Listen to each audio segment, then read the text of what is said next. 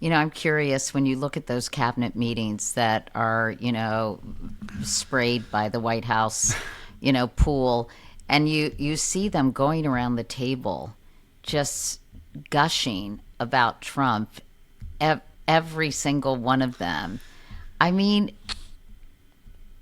it's so grotesque, but it's also just so weird to me that none of these people is embarrassed or ashamed or uncomfortable with having to fawn all over him. It's just so weird. I mean, you've covered many administrations. I'm older than you are, so I've been around even longer, and it's just so bizarre to me that they think this is palatable and that I mean, don't you ever think, or does nothing ever surprise you at this point? I mean, I remember the very first cabinet meeting he had in 2017, and they went around the table and gushed and praised about him.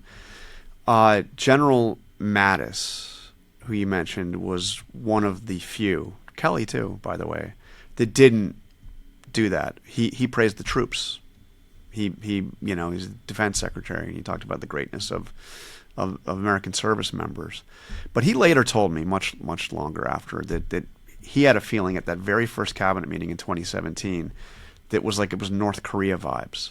It was like the way Kim Jong-un is likely to be greeted when he convenes the North Korean Politburo. But it's gotten much more so since that first. I mean, there's a picture that I put in the book of the very first Trump cabinet meeting this time. And he walks in, the cabinet is already seated, and the picture is taking place as he walks into the cabinet room.